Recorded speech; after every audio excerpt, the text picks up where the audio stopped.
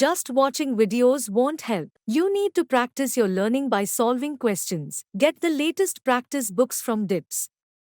Click on the link to buy now.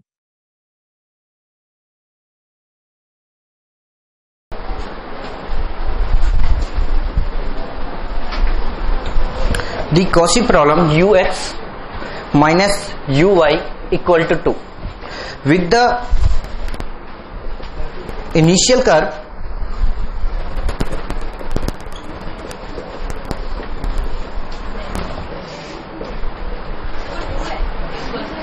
हाँ 2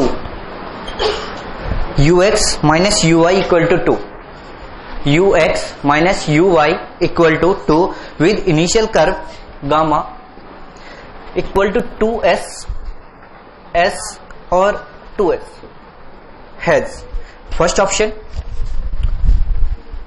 unique solution, second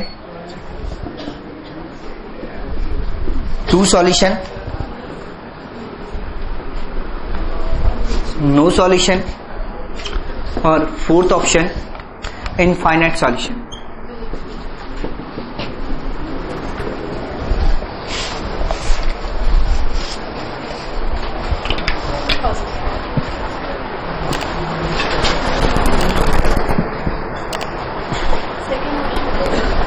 Two solution.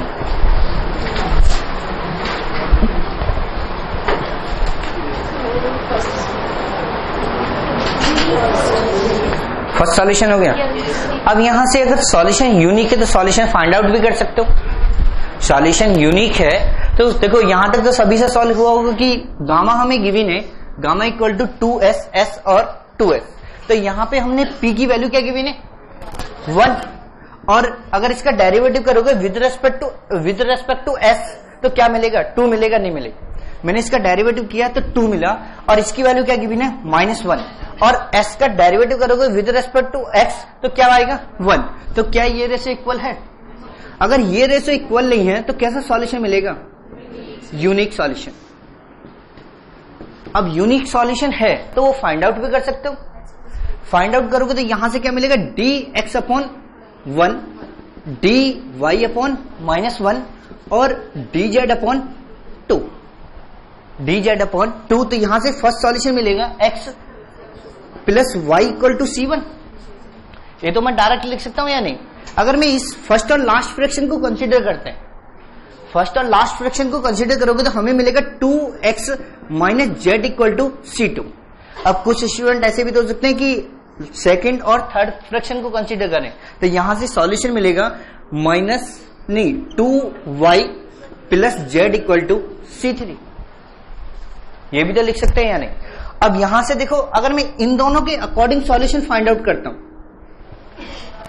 अगर मैं इस फ्रैक्शन और इस फ्रैक्शन के अकॉर्डिंग सॉल्यूशन फाइंड आउट करता हूं तो क्या मिलेगा 2x minus z equal to 5x plus Y.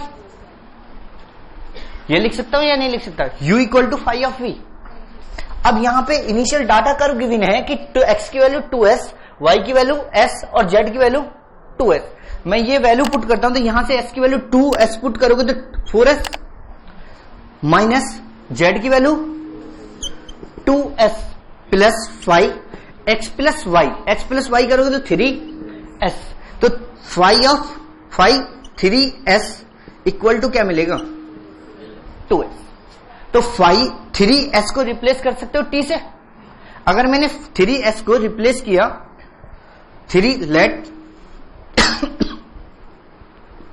Late 3s equal to t, let 3s equal to t, तो s इक्वल टू क्या मिलेगा t बाई 3. तो 5 ऑफ t की वैल्यू मिलेगी मुझे 2 by 3 t. 5 of t equal to 2 by 3 t. अब यहां से सॉल्यूशन फाइंड आउट कर लो. सॉल्यूशन फाइंड आउट करोगे तो यहां से क्या मिलेगा 2x minus z, 2s minus z equal to 2 by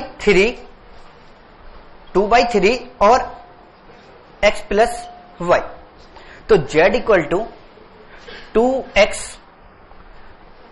minus 2 by 3 x plus y. तो यहां से सॉल्यूशन आएगा z इक्वल टू एलसीएम लोगे तो 6 माइनस 2 करोगे तो 4x और माइनस करोगे तो माइनस 2y/3 या फिर z equal to 2/3 2x minus 5 2x minus 5। अब ऐसा भी तो हो सकता है कि मैं ये और ये फ्रैक्शन कंसीडर कर लूं। पहले ये नोट किया नहीं किया?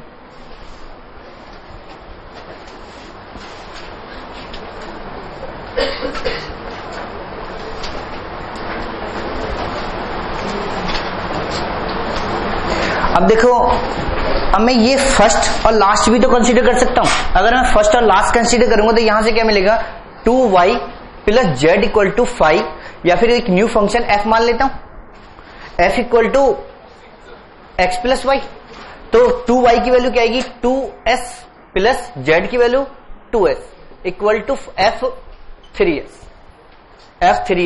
ये तो यहां से कितना आ गया 5f3s इक्वल टू 4s और 5 इसको t मानोगे या u मानोगे तो f ऑफ t मान लेता हूं t इक्वल टू 4/3 t मिलेगा नहीं मिलेगा? यही वैल्यू मिलेगी। अगर 3s को t मानते हो तो यहां पे 3s इक्वल टू t, तो s इक्वल टू क्या मिलेगा t/3, तो ये मिलेगा। अब यहां से इस रिलेशन का यूज करते हो तो यहां से वैल्यू क्या मिलेगी 2y plus z equal to 4/3 x plus y। अब यहां से z की वैल्यू फाइंड आउट करोगे तो 4/3 x plus Y minus 2y। यहां से 4/3 कॉमन ले लो या फिर सॉल्व कर लेते हैं कि यहां से क्या बचेगा 4/3 x प्लस 4/3 y माइनस, या फिर एलसीएम ले लेता हूं यहां पर, तो यहां पे आएगा 4y माइनस 6y/3। तो यहां से आएगा 4/3 x माइनस 2y/3। तो यहां से 2/3 2x minus y 2x minus y z equal to, यही तो सॉल्यूशन ये था। सेम सॉल्यूशन मिल रहे हैं या नहीं मिल रहे? यानी कि अगर इनिशियल डाटा कर्व से कोई भी प्रॉब्लम मतलब सॉल्यूशन फाइंड आउट करेंगे तो या तो अगर यूनिक हुआ तो यूनिक ही कर्व मिले। ठीक है, यूनिक का केस समझ आया नहीं है? यहां तक तो किसी को कोई डाउट नहीं? नोट करो।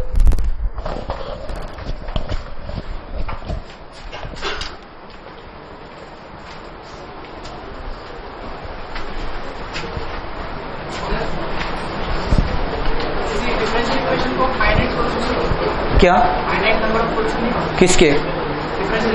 नहीं, ये तीन ही केस बनेंगे, यूनिक, नो और इनफाइनाइट। और कोई तो हो ही नहीं, होगा ही नहीं होगा। देखो मैंने तो पढ़ा नहीं है, अगर हो तो पता नहीं। मैंने जितनी भी बुक्स देखी हैं या जो भी बुक्स परचेज कर रहा हूं उनमें किसी में भी नहीं है, जितनी भी बुक्स पढ़ रहा हूं।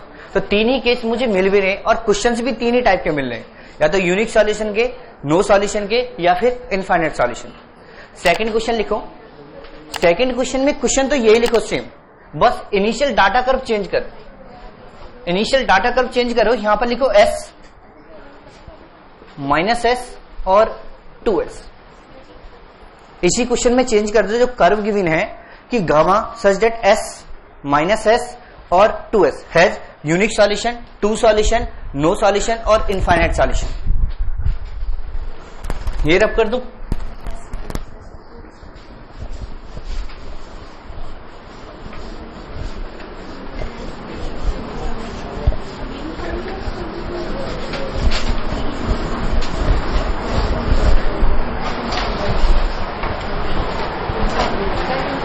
इनफाइनाइट सॉल्यूशन सभी से सॉल्व हो गया इनफाइनाइट सॉल्यूशन।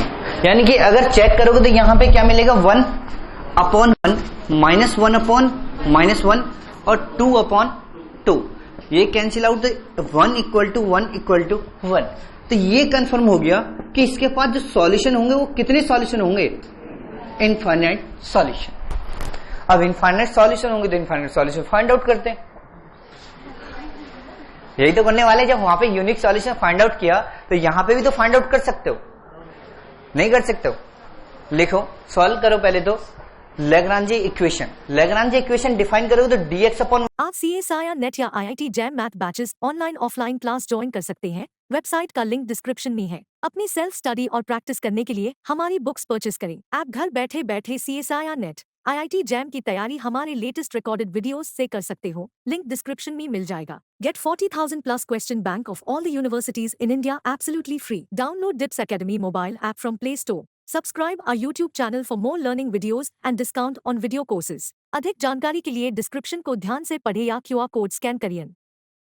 1 मिलेगा, dy अपॉन -1 और dz upon 2, dx upon 1 equal to dy upon -1 और dz अपॉन 2। तो यहां से भी तो 3 केस बनेंगे या नहीं बनेंगे? यहां से सॉल्यूशन फाइंड आउट करोगे तो सॉल्यूशन मिलेगा x plus y equal to c1, और यहां से सेकंड इक्वेशन सॉल्व करोगे तो 2x minus z equal to c2, और थर्ड इक्वेशन ये भी बन सकती है 2y plus z equal to c2। यही तो किया था या नहीं किया था फर्स्ट क्वेश्चन में। अब फर्स्ट क्वेश्चन में हम ये कर रहे हैं तो सॉल्यूशन कैसे डिफाइन करोगे? सॉल्यूशन डिफाइन करोगे 2x minus z equal to 5x plus, क्या इतना तो समझ सकते हो, प्रिंटिंग मिस्टेक ही होगी, खुद कर लिया करो। ऐसा नहीं है कि वो कांस्टेंट चेंज हो गया, मैंने C2 लिख दिया तो C2 ही होगा, तो चेंज कर लिया करो। अब 2x minus z equal to 5x plus y. अब यहां से देखो इनिशियल कर्व पुट करो, जो ये कर्व गिवन है s की वैल्यू, x की वैल्यू s माइनस 2s, तो 2s minus 2s equal to 5 0, तो 5 ऑफ 0 इक्वल टू क्या मिलेगा? 0। अब सेकंड केस ले लो, क्या पता इस केस में ऐसा कोई आर्बिट्ररी फंक्शंस मिल जाए जिसकी हेल्प से हम इस आर्बिट्ररी फंक्शंस को एलिमिनेट कर दें। तो यहां पर जब एलिमिनेट करोगे तो 2y plus z equal to 5x plus y, तो यहां से क्या मिलेगा? 5 ऑफ 0 या फिर minus 2s plus 2s equal to 0। x की वैल्यू s, y की वैल्यू माइनस x, तो 0 हो जाएगा नहीं हो जाएगा? तो 5 ऑफ 0 इक्वल टू 0। इस केस में भी 0 ही मिल रहा। हम कैसे भी सॉल्व करें तो हमारे पास 5 ऑफ 0 को 0 पर मैप कर रहे हैं। फंक्शन तो वन वेरिएबल है या नहीं? अब ऐसे तो मैं इनफाइनाइट फंक्शंस कंसीडर कर सकता हूं या नहीं कर सकता? जैसे सपोज करो मैं अगर इसके लिए 5 के लिए, अब तो इनफाइनाइट चॉइस है हमारे पास। जैसे 5 को मैंने लेट किया 5 of x equal to x, एक स्टूडेंट ये भी तो लेट कर सकता है x स्क्वायर। कोई ये इस टाइप की जितनी भी फंक्शंस हैं वो इस कंडीशन को सेटिस्फाई करेंगे या नहीं करेंगे? अब ऐसा भी ले सकते हैं 5 of x equal to x, sorry sign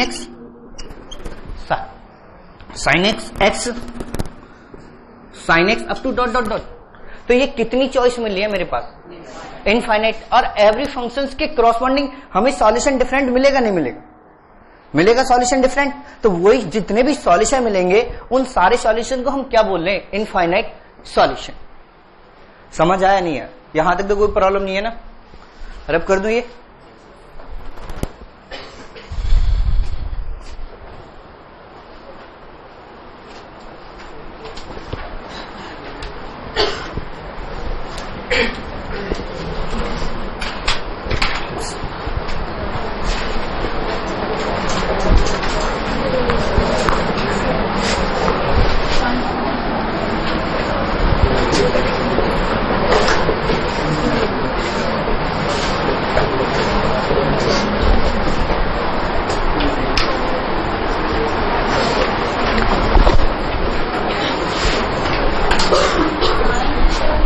sign S.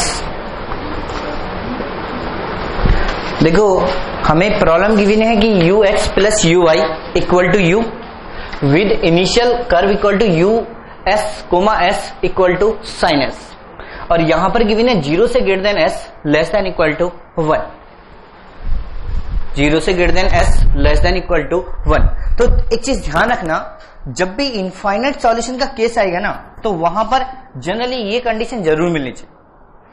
Generally जो ये 5 ऑफ 0 इक्वल टू 0 की कंडीशन आ रही है, अगर कहीं भी तुम सॉल्व ही नहीं कर पा रहे हो तो इस सॉल्यूशन को फाइंड आउट करना, और सॉल्यूशन फाइंड आउट करना और चेक करना 5 0 = 0 तो नहीं मिल रहा। और 5 0 = 0 मिलेगा तो बोल देना कि उस इक्वेशन पार्शियल डिफरेंशियल इक्वेशन के पास कितने सॉल्यूशन होंगे, इनफाइनाइट।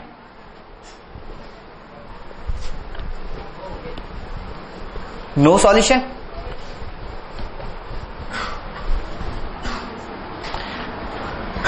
नो सॉल्यूशन है तो फाइंड आउट करो। सॉल्यूशन की कंडीशन कैसे आएगी, जैसे 5 0 = 0 मिला तो वो कंडीशन फाइंड आउट करो। ये तो कंफर्म हो गया नो सॉल्यूशन होंगे। देखो पेन तो चला लिया करो, शायद जब भी तो कंफर्म होगा कि नो सॉल्यूशन है, यूनिक सॉल्यूशन है, इनफाइनाइट सॉल्यूशन है।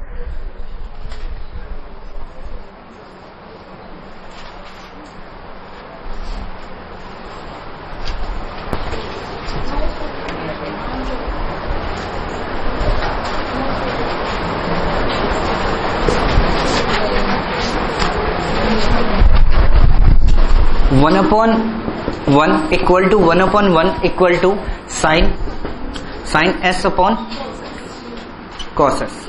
ये तो इक्वल ही नहीं है, यानी कि 1 = 1 not equal to tan s। यही तो मिलेगा, नहीं मिलेगा। अब ये किसकी कंडीशन है, नो सॉल्यूशन, नो सॉल्यूशन। अगर ये नो सॉल्यूशन की कंडीशन है तो अब वो कंडीशन फाइंड आउट करते कि कैसी कंडीशन मिलेगी। अब सॉल्यूशन तो फाइंड आउट कर सकते हो या नहीं कर सकते। यहां से लैग्रांज इक्वेशन क्या आएगी, sin dx/1 dy/1 और dz/z। तो यहां से इसका सॉल्यूशन फाइंड आउट करो तो x - y = c1, x - y = c1। अगर मैं किसी भी इक्वेशन के साथ कंसीडर करता हूं तो यहां पे लिख सकता हूं x - log of z = c2। यहां तक सभी से सॉल्व हो गया। तो यहां से क्या मिला, x - log of z = 5x - y, 5x - y। अगर मैं इनिशियल डाटा कर पुट करता हूं तो phi of 0 इक्वल टू क्या मिलेगा, s माइनस log phi of 0 equal to मिलेगा s माइनस log sin s। तो क्या सिंगल वेरिएबल की फंक्शन 0 पे कोई वेरिएबल फंक्शन गिवन करेगी या नहीं, गिवन कोई 0 पॉइंट्स पे सिंगल वेरिएबल फंक्शन है, हम उसे सिंगल वेरिएबल में कन्वर्ट कर रहे हैं, phi of t कन्वर्ट करना चाह रहा हूं, तो क्या उसे वेरिएबल पे मैप कर सकते हैं, ऐसी कंडीशन पॉसिबल है। या फिर ऐसा मिल जाए कि phi of 0, मतलब बहुत सारी कंडीशन मिल सकती है यहाँ पे। तो कभी इस कंडीशन की हेल्प से क्या यहां से phi फंक्शन फाइंड आउट कर पाओगे, कोई कांस्टेंट आ जाए तब, कैसे, phi 0 को 3 पे मैप कर दो तब। मैं बोल रहा हूं कि अगर phi of 0 = 3 आ जाए, अब अभी भी तो कुछ नहीं बोल सकते हो। अगर ऐसी कंडीशन मिल जाएगी तुम्हें तो हम क्या बोलने वाले हैं उस कंडीशन के बारे में, उस पार्शियल डिफरेंशियल इक्वेशन के कैसे सॉल्यूशन होंगे, नो सॉल्यूशन। और इस कंडीशन को क्या बोलते हैं, एब्सर्ड कंडीशन।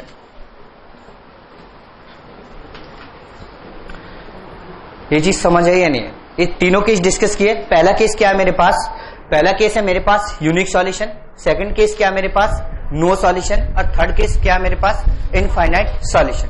अगर तुम्हें ये सब कुछ समझ आए तो अब नेट का क्वेश्चन लिखता हूं। नेट के क्वेश्चन में क्या चेंज कर रहे हो,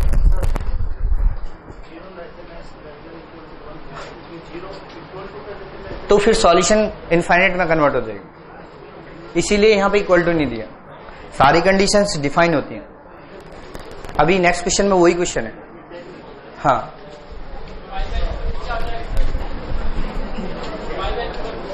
क्या पाई बाई किस पे, π/4 पे, कहां पे इक्वल हो जाएगा, यहां पे।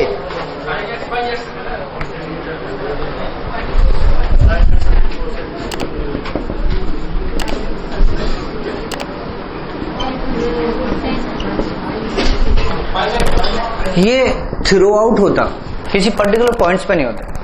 जब हम कंडीशन चेक कर रहे हैं या फिर जो सबसे पहली वाली कंडीशन है वो डेल्टा इक्वल टू हम Hope you are liking these learning videos. Want to study with Dubey Sir Live? Join our offline online batches for CSIR Net Maths and JAM. Visit our website or click on the link highlighted to know more. Find out करने ना delta equal to ये determinant P x not y not z not Q x not y not z not upon d x not upon dt और dy not upon dt का determinant जब check करोगे तो ये delta not equal to 0 होना चाहिए for all s, और for all s से डिफाइन करोगे तो फॉर ऑल s के लिए होना चाहिए। अब तुमने अगर वहां पे s equal to pi by 4 ले भी लिया तो s की वैल्यू अब कर्व क्या बनेगा पाई बाई 4 और 1। जैसे इस पॉइंट का डेरिवेटिव करोगे तो सॉल्यूशन कंपेयर कर पाओगे। अगर इस कांस्टेंट वैल्यू का डेरिवेटिव करोगे तो क्या होगा, अभी तो हम वेरिएबल कंसीडर कर रहे हैं या नहीं कर रहे। अब क्वेश्चन लिखो,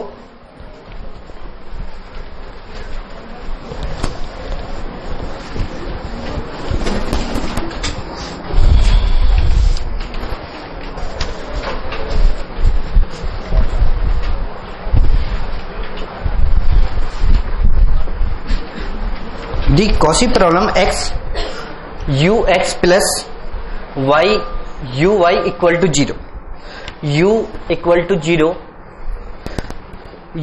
ux comma y equal to x, ux comma y equal to x on x square plus y square equal to 1 has a solution first option a solution for all x belongs to R or for all x belongs to R y belongs to R. Second, a unique solution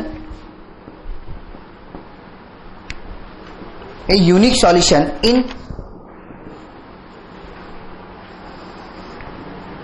x comma y belongs to R2 x comma y not equal to 0 0, x comma y not equal to 0 0. Third, a bounded solution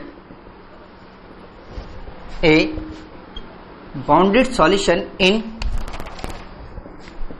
x comma y belongs to R2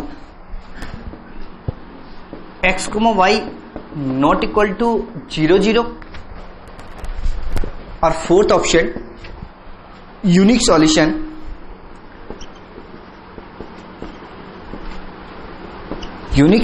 in x comma y belongs to R square x comma y not equal to 0 0, but solution is unbounded.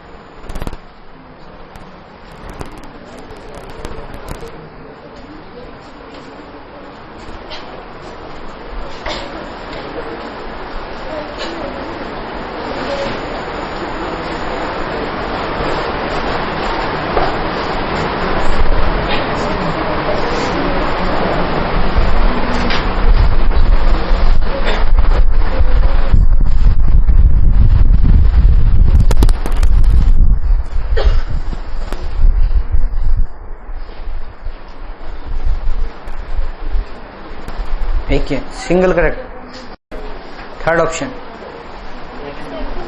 Second तो नहीं, multi correct है, single correct नहीं है।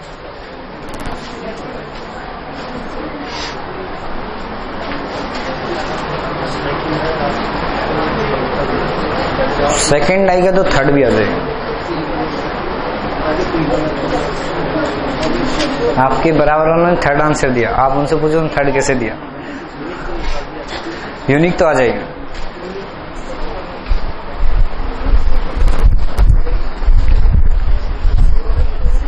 Solve हो किसी से या नहीं? देखो पहले जब तुम क्वेश्चन पेपर सॉल्व करते हो ना, प्रीवियस ईयर की क्वेश्चन पेपर सॉल्व करोगे तो वहां से एक सिमेट्रिक मिलेगी। सिमेट्रिक क्या मिलेगी कि लास्ट ईयर जो इससे पहले वाला पेपर था उसमें क्वेश्चन पूछा गया था x u x plus y u y equal to 0, satisfy the condition दे रखी थी u1, y equal to y, इस टाइप की कंडीशन दे रखी थी और 4 ऑप्शन फ्रेम किए उन्होंने, u x, y equal to y upon x, second option दिया उन्होंने u x, y equal to y upon x plus 1।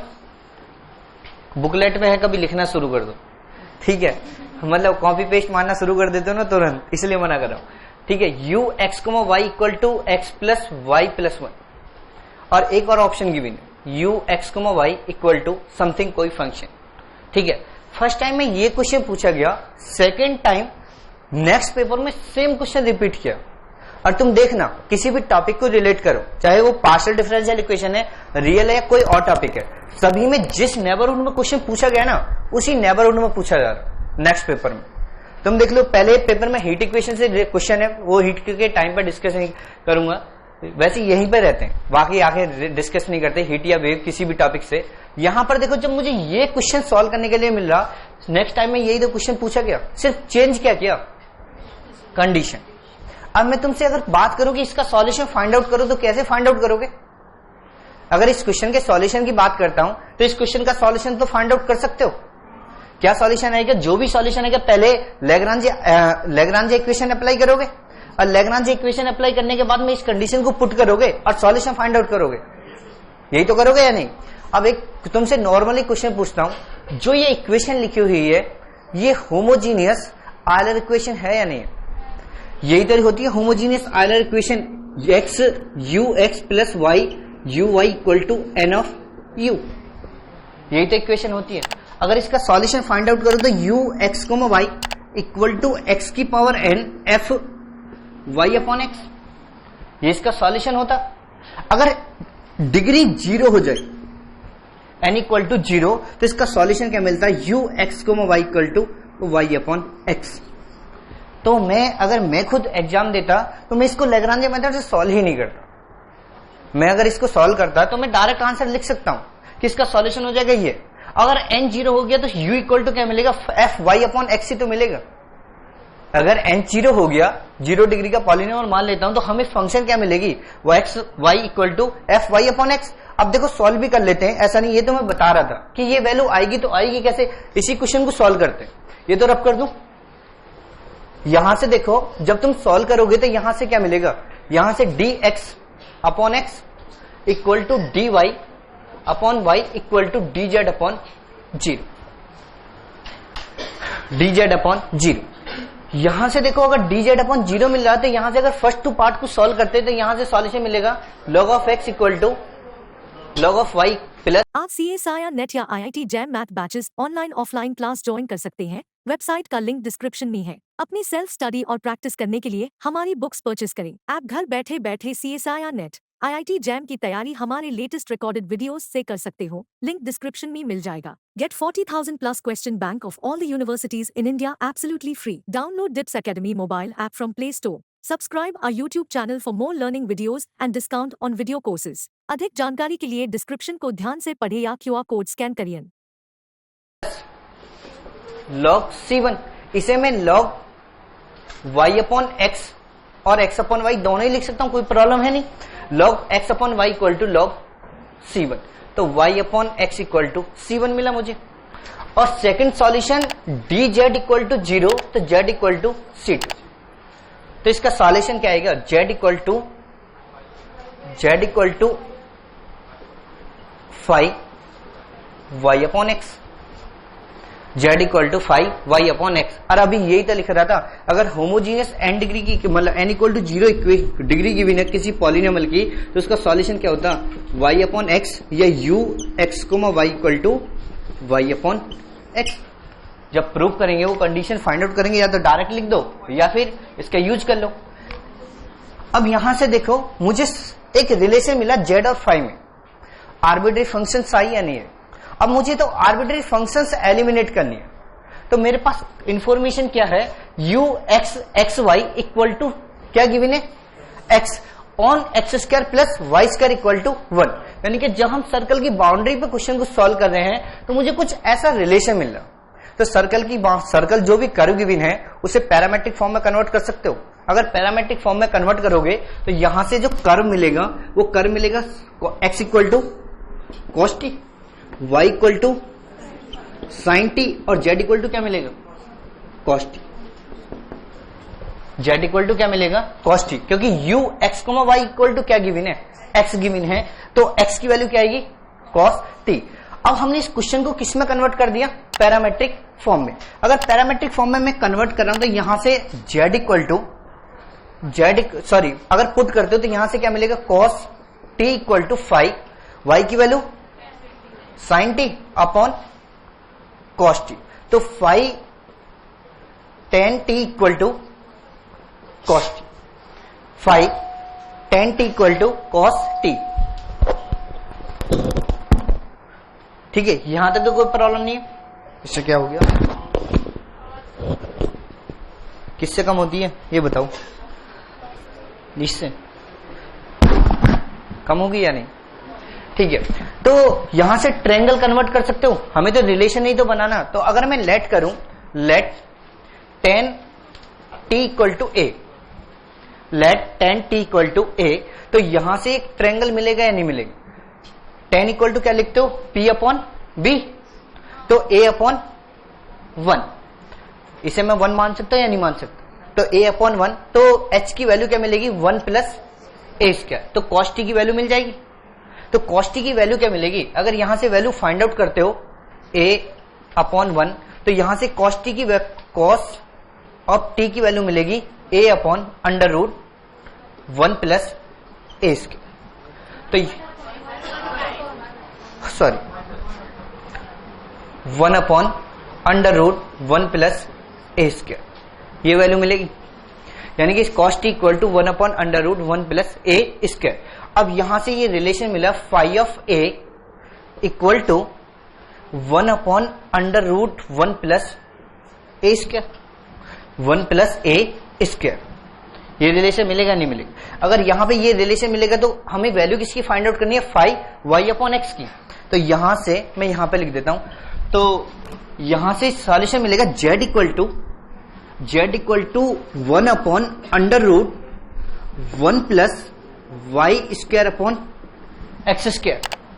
ए की वैल्यू क्या आएगी, y अपॉन एक्स।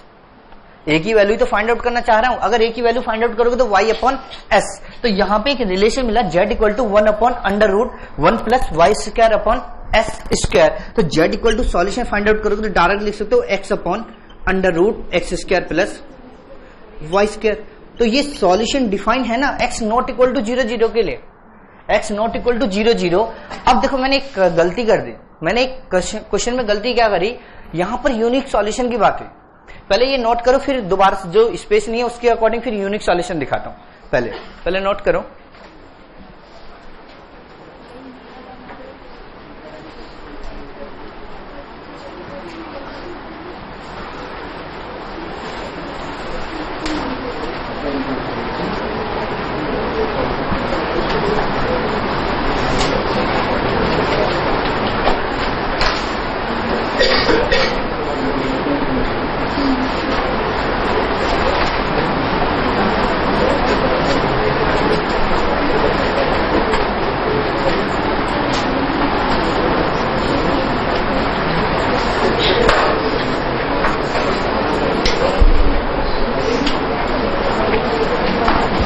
नोट किया, रब कर दो ये। तो मेरे पास जो सॉल्यूशन आया वो आया z equal to x upon under root x square plus y square. अब मैं इसका डिस्कशन कर रहा हूं कि यूनिक सॉल्यूशन होंगे या इनफाइनाइट सॉल्यूशन। तो मेरे पास इक्वेशन तो ये गिवन है ना, इक्वेशन ये गिवन है और इनिशियल डाटा कर्व क्या गिवन है, ये गिवन है। पैरामीट्रिक फॉर्म में यही तो गिवन है या नहीं है। अगर मैं इसका यूज करता हूं तो यहां से x की वैल्यू पुट करोगे तो cos t मिलेगी, cos t, और इसका डेरिवेटिव करोगे तो क्या मिलेगा, minus sin t equal to यहां से क्या मिलेगा sin t, और इसका डेरिवेटिव करोगे तो क्या मिलेगा cos t। क्या ये इक्वल है, नहीं है ना। चाहे डिटरमिनेंट सॉल्व कर लो, डिटरमिनेंट डायरेक्ट लिखोगे तो डेल्टा इक्वल टू यहां पे लिखोगे cos t minus sin t और cos t, इसका डिटरमिनेंट सॉल्व करोगे तो cos square t plus sin square t equal to क्या मिलेगा 1, और ये क्या है not equal to 0 for all t। अगर determinant delta not equal to 0 तो कैसा सॉल्यूशन मिलेगा, यूनिक। ये तो कंफर्म हो गया जो सॉल्यूशन है z equal to x upon under root x square plus y square, वो सॉल्यूशन कैसा है, यूनिक। यहां तक तो किसी को कोई डाउट नहीं। अब चेक करना मुझे, ये कंफर्म हो गया तो फर्स्ट ऑप्शन तो गलत हो गया ना, फर्स्ट ऑप्शन तो गलत हो गया कि फॉर ऑल एक्स वाई के लिए बोला उन्होंने। अब यहां से देखते हैं कि बाउंडेड, अगर बाउंडेड है तो चेक कर सकते हो, मॉड अप्लाई कर सकते हो। मॉड अप्लाई करोगे तो z इक्वल टू क्या गिवन है, x upon under root x square plus y square, x square plus y square mod z equal to, mod apply करोगे यहां पर, मॉड अप्लाई करो तो x upon mod of x upon under root x square plus y square. अब ये बताओ, एक relation real analysis में ये तो जानते हो ना कि x square less than equal to x square plus y square, ये रिलेशन तो जानते हो। अगर मैं अंडर रूट अप्लाई करूं तो under root x square less than under root x square plus y square, under root x square plus y square. इसको मैं लिख सकता हूं mod of x less than equal to under root x square plus y square, ये लिख सकता हूं। तो यहां से क्या मिलेगा, mod of x under root x square plus y square less than equal to 1। तो यहां से अगर मैं इस रिलेशन का यूज करता हूं तो mod z less than equal to 1 मिलेगा या नहीं मिलेगा, for all x y not minus 0 0, यही तो कर रहा हूं। ये चीज समझ आएगी या नहीं आई। अगर यहां से अगर इक्वल टू भी रिमूव कर दूं, क्योंकि 0 0 पॉइंट ही नहीं है मेरे पास, 0 0 पॉइंट ही नहीं है, तो ये तो लेस देन आ जाएगा। तो ये बाउंडेड सॉल्यूशन मिला या नहीं मिला, mod z equal to less than 1। यहां तक तो किसी को कोई डाउट नहीं है, सब कुछ समझ आया नहीं है, कोई प्रॉब्लम तो नहीं। अब देखो दोबारा से तुमसे रिकॉल करवाता हूं, पहले इसे नोट करो।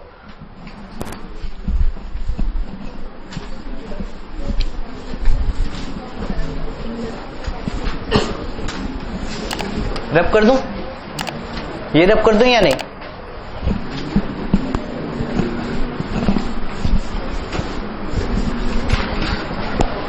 अब देखो जितना अभी तक हमने पढ़ा उसका डिस्कशन करते हैं दोबारा से, तुम खुद देखना कि तुम्हें कितना याद, ठीक है। सबसे पहले हम क्या पढ़ रहे हैं कि सरफेस और नॉर्मल, सॉरी सरफेस नॉर्मल और कर्व और टेंजेंट की डेफिनेशन, उनका मेरे सिलेबस में कोई यूज नहीं है, बस जहां भी यूज करते हैं उनका यूज कर लेते हैं, ठीक है। उसके बाद मेरे मतलब एग्जाम में क्वेश्चंस नहीं पूछा जाएगा वहां से, बस जैसे जैसे थ्योरी पढ़ते हैं वहां पे रिलेट कर देंगे। अब सेकंड पॉइंट पे आए, हमने 2 पॉइंट्स पढ़े। फर्स्ट पॉइंट हम क्या पढ़ रहे हैं कि फर्स्ट पॉइंट पढ़ने elimination of arbitrary constant. Arbitrary constant पे मेरे 3 केस आए। एक तो Just watching videos won't help. You need to practice your learning by solving questions. Get the latest practice books from DIPS. Click on the link to buy now. Arbitrary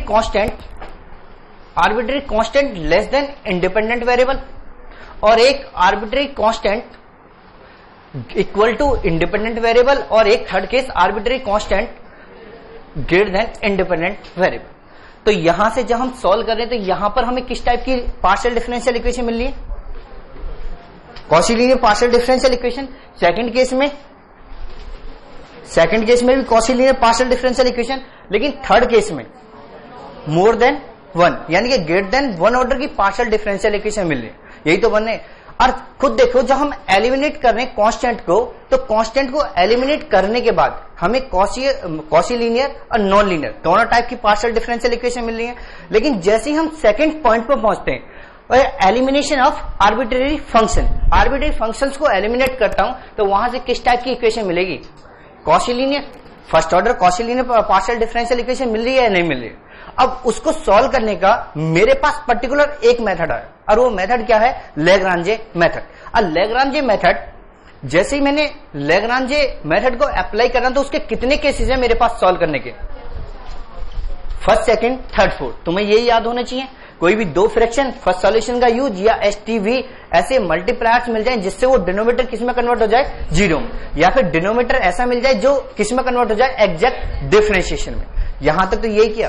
फिर मेरे पास है integral curve. अगर मैं integral curve integral curve मिल जाए, तो वहां से जब सॉल्यूशन फाइंड आउट करोगे, तो कैसे सॉल्यूशन फाइंड आउट कर रहे हो? इंटीग्रल सरफेस फाइंड आउट कर रहे हो या नहीं कर रहे हो? अगर मैं उसको रिलेट कर देता हूं, तो वहां से क्या फाइंड आउट कर रहे हैं? Integral surface. इंटीग्रल सरफेस में कंडीशन आई, वो सरफेस जो होगा वो यूनिक होगा, नो होगा, या फिर इनफाइनाइट सॉल्यूशन होंगे। ये तीन टाइप के सॉल्यूशन की बात हुई है नहीं। अब जितने भी क्वेश्चन तुम्हारे सीएसआर, नेट और गेट, एनबीएचए में पूछे गए हैं, जनरली सीएसआर ने यहां तक दो क्वेश्चंस का वेटेज रखा। जो तुम्हारे क्वेश्चंस हैं प्रीवियस ईयर के पेपर में, लास्ट ईयर के पेपर में कोई क्वेश्चन नहीं पूछा गया था। मैं बोल रहा हूं जो जून का पेपर हुआ है उसमें कोई क्वेश्चन नहीं पूछा गया। उससे पहले जितने भी पेपर है ना, किसी भी पेपर को उठा के देख लो, या नेट का पेपर देख लो या गेट का पेपर देख लो, यहां तक की इंफॉर्मेशन से तुम दो क्वेश्चन अटेम्प्ट कर सकते हो। अब ये तुम बताओ कि यहां तक हमने ऐसा कुछ टफ पढ़ा है क्या? नहीं पढ़ा ना। जब हम इस सब कुछ, इसमें कुछ भी नहीं है, तो इस टॉपिक का क्वेश्चन छूटना चाहिए। बस हमें ये याद होना चाहिए कि लैग्रांज इक्वेशन क्या होगी, इंटीग्रल सरफेस क्या होंगे, और यूनिक सॉल्यूशन, नो सॉल्यूशन और इनफाइनाइट सॉल्यूशन का केस क्या बनेगा। सब कुछ समझ आ रहा है या नहीं? यहां तक तो कोई प्रॉब्लम नहीं। अब इसी में एक लास्ट टॉपिक आता, सरफेस ऑर्थोगोनल टू सरफेस। इससे कभी ना तो नेट में क्वेश्चन पूछा गया, ना गेट में क्वेश्चन पूछा गया। एक क्वेश्चन एनबीएचएम और यूपीएससी वहां पे पूछा गया, लेकिन सिलेबस में मेंशन है इसलिए करवा रहा हूं। ऐसा हो सकता है कि क्वेश्चन पूछ लें। समझ आया नहीं है? वैसे हमने इस टॉपिक को पढ़ चुके हैं क्लास में। ठीक है, लिखो सरफेस